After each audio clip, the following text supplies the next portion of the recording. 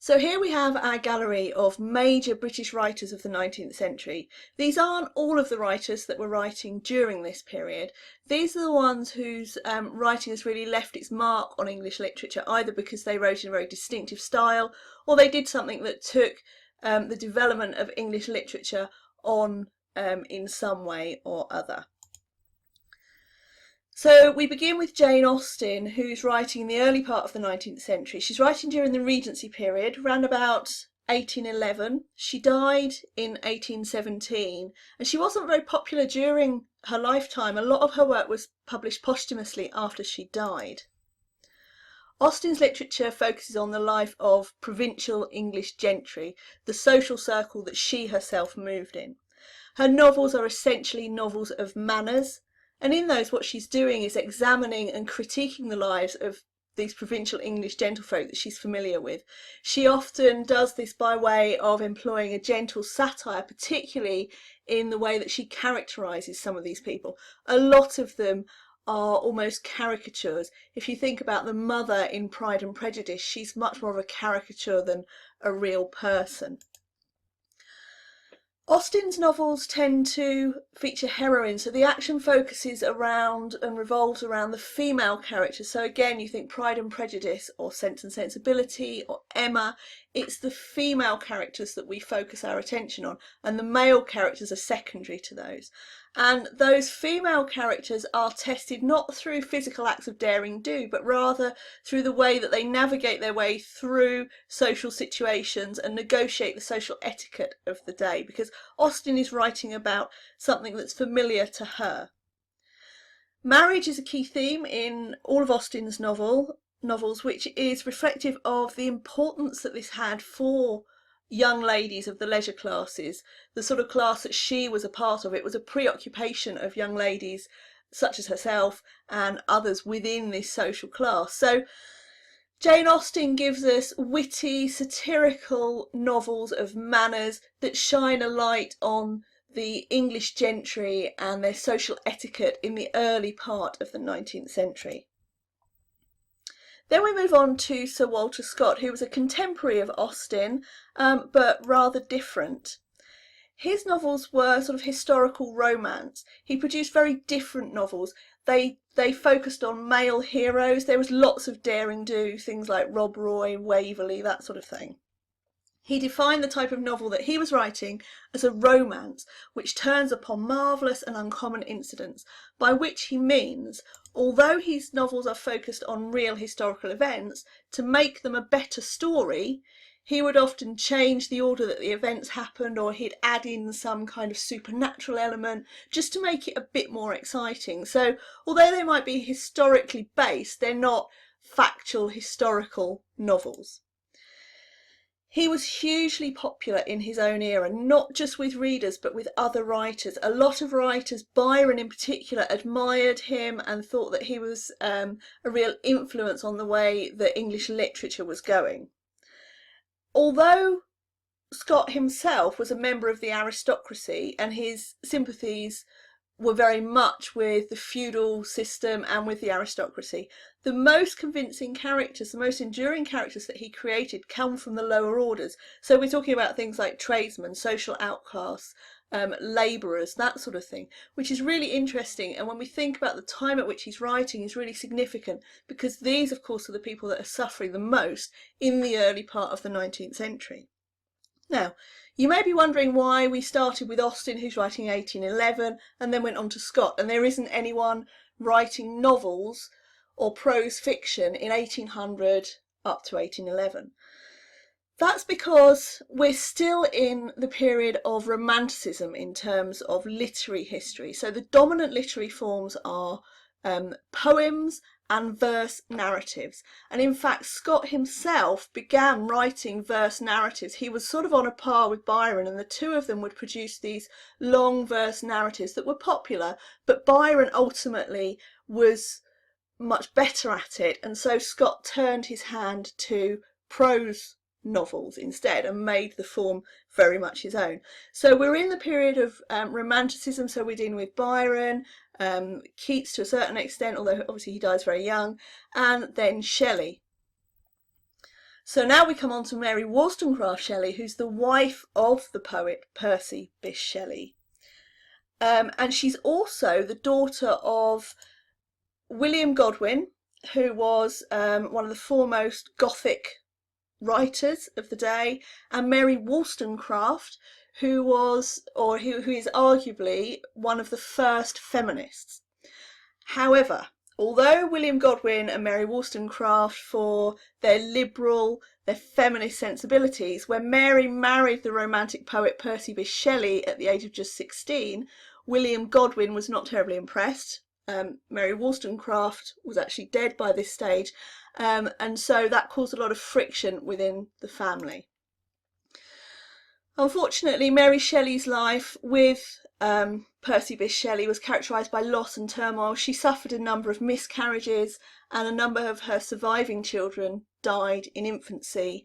And in addition, she lost Percy Shelley as well in a boating accident when she was still relatively young. As a result of that, she suffered very severe depression. Frankenstein is Mary's response, not directly to this, although some of the loss, the miscarriages that she's suffering do come into it in terms of some of the details that we see in this book, but it's more a response to the discussions that she was party to that took place in an Italian villa between Byron, Percy Shelley and their friend Polidori. And those discussions centred around human nature and science, and one evening they decided to have a competition to see who could produce the most elaborate Gothic horror story, and Frankenstein is Mary Shelley's response to that. It was a massive hit when it came out in London. She wasn't even 20 years old when she wrote this, but it tapped into the craze for Gothic fiction that her father, William Godwin, had helped to establish. And it explored a really hot topic at the time, this idea of the conflict between religious belief and scientific knowledge, and the nature of humanity and the nature of mankind. So it's one of the sort of standout Gothic romantic melodramas of the 19th century. Now, if you've only ever heard of one 19th century British writer, then the chances are that person is going to be Charles Dickens. For many, he is the quintessential 19th century author, and for a lot of people it is Dickens's writing and subsequent TV and film adaptations of that writing that has shaped their view of what life in England in the 19th century was like. He was a journalist, a novelist, and very much a social campaigner. He was an active campaigner for social change, and we've seen before how the Victorian period saw a lot of key acts coming through Parliament that did indeed improve the life of ordinary working people. And Dickens, although he wasn't a politician, he used his writing to highlight the suffering of the lower classes, particularly in urban areas such as London. And he was writing with this purpose of improving the lot of the very poorest in society.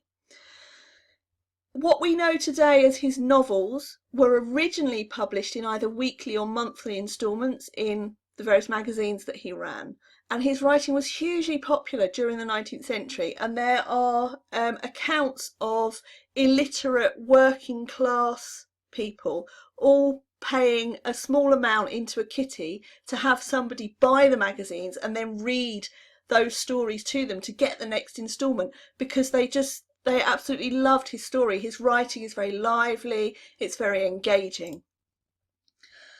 Although social realism best describes Dickens's general style, it's not sort of worthy and dull and dry. There's also a really strong, witty, comic element to it. And some of his characters, a little bit like Jane Austen, they're very much caricatures of the types of people that you would find on the London streets of the day. Dickens, as we know, created some of the most enduring characters that we have in English literature. Just think of Miss Havisham, think of Oliver Twist, Mr. Bumble, all of those kind of characters that he created out of his own imagination. And his writing has shaped very much how successive generations, not just in England but across the world, view the 19th century and view what it was like in England at the time. We then come to the Bronte sisters. Now these were contemporaries of Dickens and they're quite extraordinary. They lived in Yorkshire. They grew up in and lived in an isolated parsonage in Haworth in Yorkshire. And that wild, isolated landscape becomes almost a character in the writing of all three sisters. And they're quite extraordinary because they live this very civilised, very cut off, isolated, almost restrictive lifestyle, and yet they produce novels full of passion and desire and gothic elements and fantastical elements, and you wonder where this comes from. Where do they get this from? All three of them originally wrote and published under male pseudonyms because at the time it was very hard for women to write, and Charlotte particularly was aware that the sort of writing they were producing wasn't necessarily the kind of thing that polite young ladies ought to be writing about. So all three of them originally published under male pseudonyms, and all three of them wrote texts that tend towards this gothic romantic melodrama. Wuthering Heights is often grouped together with things like Frankenstein and Dracula as examples of this gothic romantic melodrama.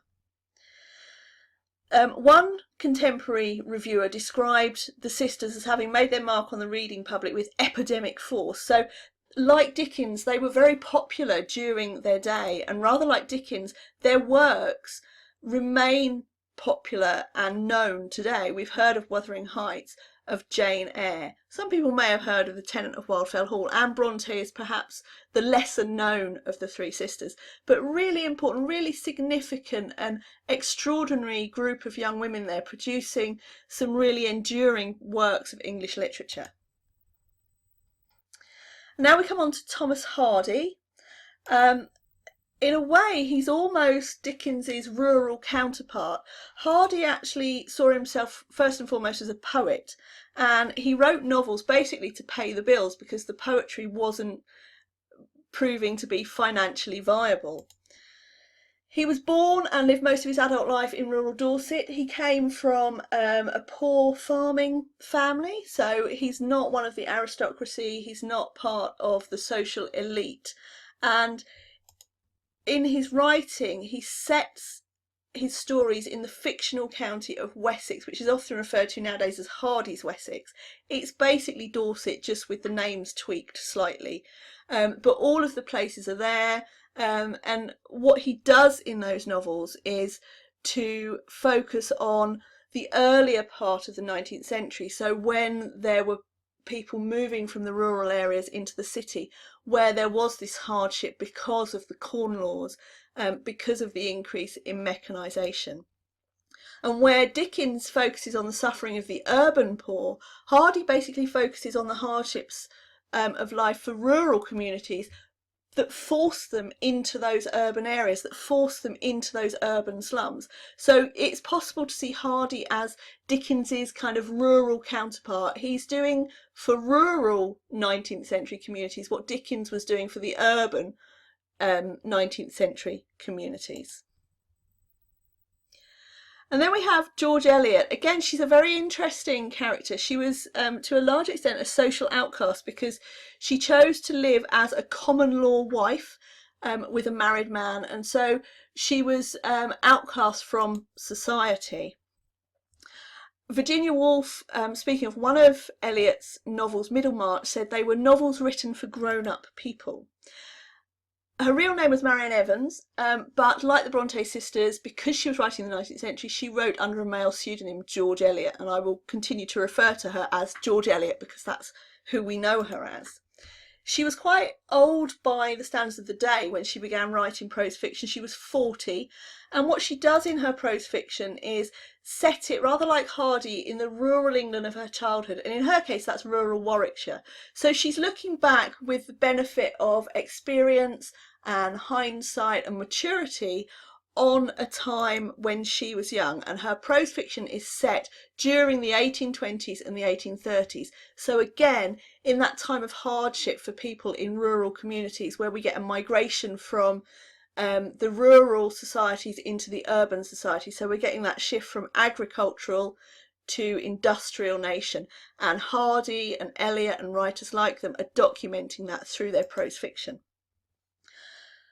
Eliot's prose was very much influenced by the writing of Jane Austen in terms of its focus on provincial life. So you also get these themes of courtship and marriage running through her writing, and this idea of satirising the etiquette of that part of society. So she brings together elements of Hardy and Austen before her to create something really quite unique and quite significant. Now we come on to Robert Louis Stevenson. Now you may be wondering why he's in here. Well, he's actually a really important but often overlooked writer. He's credited as being the father of the short story in British literature. He was born and raised in Scotland, and he was destined for a career, well, first in engineering and then he switched to law, but he abandoned that to pursue his literary ambitions. He knew that he wanted to be a writer, and so he went for it. The reason he's an important figure in English literature is because it is Stevenson who is credited by many as having initiated the tradition of short story writing in Britain. Now, short stories were a popular form on the continent, in Russia, in America, particularly in France with writers like Guy de Maupassant, but they weren't something that serious English writers turned their hand to. They were seen as being a bit lightweight. Stevenson brings them over and sort of says, well, no, actually, you know, there's some merit in this. And whereas Dickens's novels were serialised and people had to keep buying, you know, the instalments, the magazines and the newspapers, Stevenson's stories were short, self-contained stories that could be published in their entirety in one magazine edition. So they were perfect for the emerging middle classes who wanted things that they could read on the train, who wanted short stories that they could read.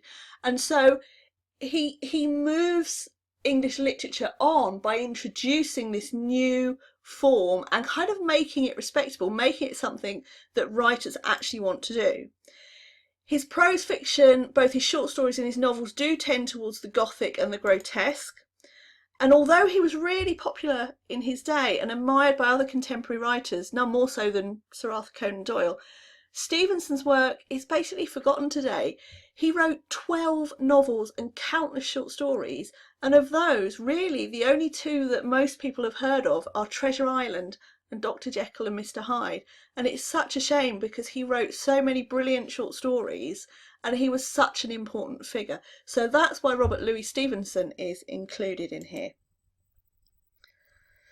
Now, I mentioned that Sir Arthur Conan Doyle was a great admirer of Robert Louis Stevenson, and indeed he was. He really liked the short story form, and actually he took that on board and used that in his own writing. And he was a writer, a doctor, he was Scottish, he was born and lived all his life in Scotland, and we know him now most famously for his fictional detective Sherlock Holmes. And what he does with that is he takes on the short story form and he combines it with this idea of serialization. So each of the Sherlock Holmes stories were published in magazine form, but they were published as an entire short story, and then the next week there'd be another one. So you had the character as the thread running through the serialization, but each story was kind of self-contained and you could read each one from start to finish in a magazine. So he adopts Stevenson's short story style, but he still harks back to the serialization of Dickens and Hardy and some of the other writers during the 19th century. And the Sherlock Holmes stories are a real milestone in the genre of crime fiction. They really move it forward. However, that wasn't the only thing that he wrote. He was a really prolific writer and he produced another number of other works in lots of different forms. So we have prose fiction, fantasy, science fiction as well, romance, and also historical fiction. And apart from his writing, apart from the Sherlock Holmes stories, the other thing that people tend to know about Conan Doyle is that he was involved in spiritualism. He was a real proponent of this, and that was something that developed after the loss of his son during the First World War. And he really did try to push forward this idea of spiritualism, which is where you get the sort of the science fiction and the romance element coming into his writing. Now we come to Oscar Wilde, a very interesting figure, probably somebody that you have indeed heard of. He was regarded as one of the greatest playwrights of the Victorian era. That is what he is remembered for. He was flamboyant, controversial, a wit, a bon viveur. He was the life and soul of the party, and he was importantly a leading light in the aesthetic movement of the late Victorian period. He captures the moment in the sort of the 1880s, 1890s. He's very much representative of the sensibility of that time, of a particular section of society. He was kicking against if you like, the earnestness of high Victorian sensibility. Although he's regarded as one of the greatest playwrights, he actually wrote in many genres, including poetry, critical essays and short stories, although he only produced one short novel. That novel, The Picture of Dorian Gray, was not well received at the time. It was kind of dismissed.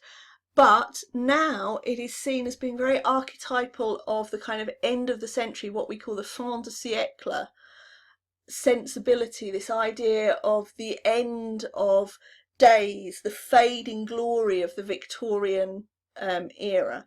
And it becomes seen as emblematic of that because it explores key themes like this idea of extravagance, the idea of immortality and beauty, and how you can preserve that, and this idea of trying to hang on to something that is inevitably going to go becomes part of this fin de siècle theme that we see in writing of this period. In all of its forms, what characterises Wilde's writing is a real sparkling wit teamed with absolutely biting satire, and his writing is funny and it endures today, and he's gone through something of a renaissance, partly thanks to Stephen Fry actually, and his plays are being put on more and more now. Also part of this kind of fin de siècle type of writing was Bram Stoker. I mean, he looks far more part of the establishment. He looks like a Victorian gentleman. But Bram Stoker, as we know, was most famous for Dracula. He's actually Irish, or he was Irish. He lived and worked in Dublin until he moved to England and worked as the theatre manager for the most famous actor manager of the day, Henry Irving. Although Dracula is his most famous novel, Stoker, rather like Conan Doyle, was a really prolific writer, and he actually produced 18 novels before his death, but most people would struggle to name any of those other than Dracula. When it was published, Dracula was kind of dismissed. Nobody really paid it very much attention. It was seen as nothing more than just a straightforward horror story. However, looking back, rather like The Picture of Dorian Gray, we can see that it's really important part of this body of work that comes out towards the end of the 19th century, this fin de siècle, the end of the century, which is exploring themes of sort of disintegration and the fading glory of the Victorian era. And in Dracula we also get, well, not very thinly veiled, but an exploration of issues of sexuality and the way that Victorian prudishness actually causes quite a lot of problem and a lot of angst for people. So Stoker, like Wilde, is part of this kind of fin de siècle sensibility in the work that he's producing.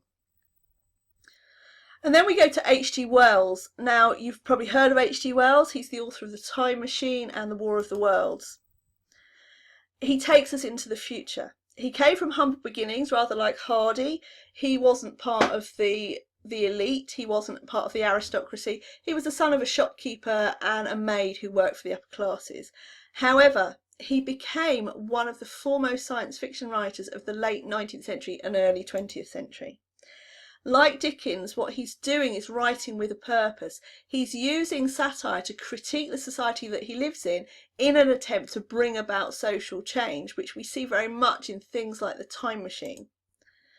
Novels such as The Time Machine and The War of the Worlds help to shape people's perceptions of what the future could be like or would be like if certain aspects of society were not changed, if things didn't move forward, if things weren't made better. And Wells, along with writers such as Jules Verne, are credited with establishing this really popular genre of science fiction writing and propelling readers from the 19th century into modernity, into the future. So this genre that's so popular today, science fiction, that we see not just in written literature but in films and TV series, comes from the likes of H.G. Wells and Jules Verne, who are writing at the end of the 19th century. That is where it all comes from.